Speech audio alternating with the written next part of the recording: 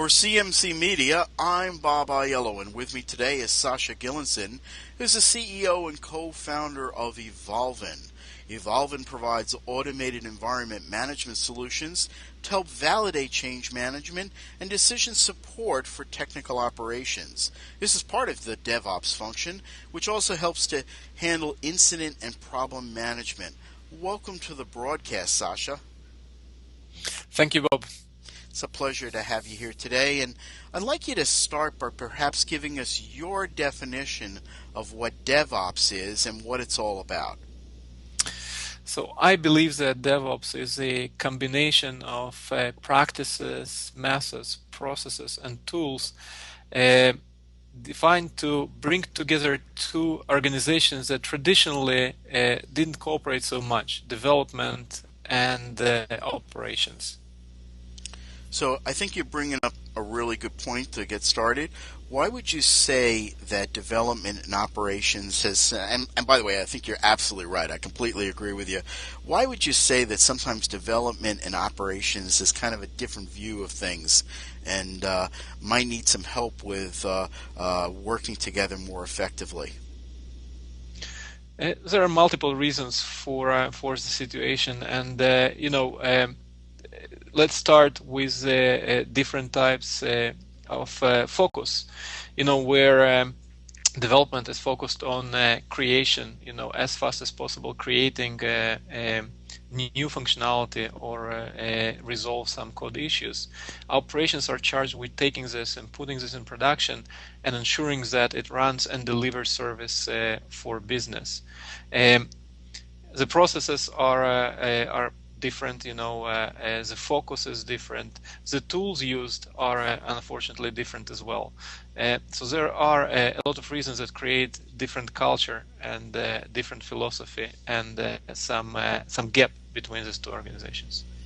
You're bringing up some really important points. Very often in my work as being a configuration management guru, I'm often finding myself in both camps. I'm with the developers, helping them to rapidly and iteratively develop their software, and then running over to operations to make sure they know how to deploy and very often to be able to roll back a release. So you're bringing some really important points to this discussion. But what would you say some of the challenges are that DevOps helps us address by this new way of looking at things? So I think that the most important challenge is to ensure growing quality and productivity in the situation when the pace of the changes and releases is drastically increasing. Many organizations I'm working with already switched to agile methods and use such practices as a continuous integration, continuous build, and as a result, what was once a release per year and a minor release per quarter turns into dozens and sometimes hundreds of the changes going into production on the daily basis. And to be able to address this challenge, a new type of organization, a new type of process and tools is required. So, of course, the ITIL framework has defined for many organizations the industry standard for handling IT service management is used a lot in operations. And of course, ITIL doesn't have much to say about development per se, but how do you see ITIL and Agile really helping us to define what we do on a day-to-day basis with DevOps? I think that the only way they will be able to help is that, again, if they will be integrated. Agile is about finding, a practice relying on the people a lot that can bring dynamically high-quality deliverables to the market. While we look at the ITIL is focusing on ensuring again the long-term sustainability of business service delivered by this deployed software. And I believe that creating actually a common set of information, one point of view for development side and for operations side, being able to create common terminology actually that unifies this agile methods and ITIL, and creating a set of tools that also integrate these processes and automate them all together. That's what's required for agile and ITIL actually to ensure dynamic environment, ensure high pace of change and high quality of these changes. So very often we find that it can be tough to get an organization to change. Overcoming resistance to change has got many challenges to it. Tools may be great, but actually getting the organization to use the tools and adopt a new way of doing things, what would you say are the most important things for an organization to consider when they're trying to improve their DevOps practices?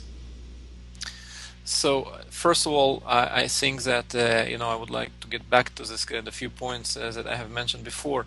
In order to make this work, there is a need to make a cultural shift, and to make a cultural shift, you need to look at the same, to have the same view, and to speak the same language.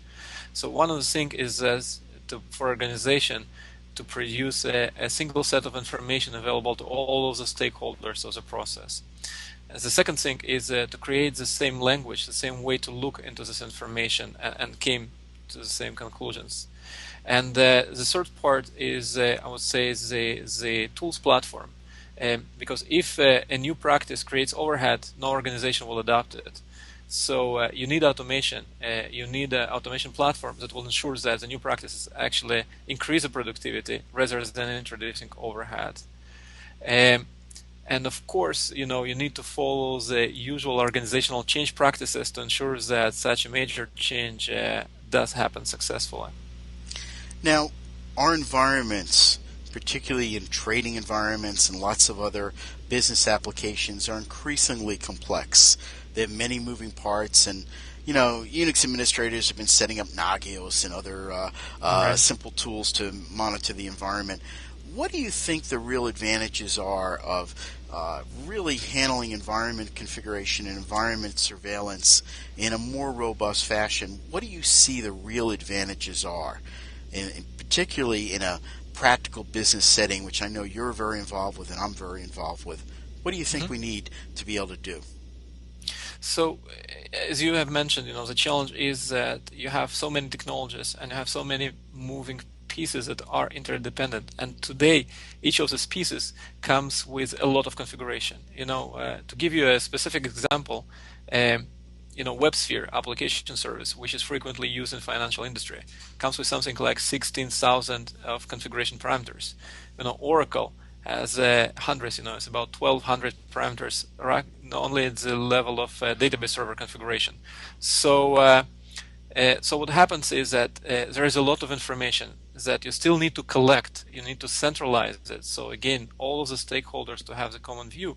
But at the same time, you also need intelligent analysis on top of this, so that it will cut through all this complexity, through all this noise, and will help the people involved in operational management and the people that are involved in change management to get the essential and critical information.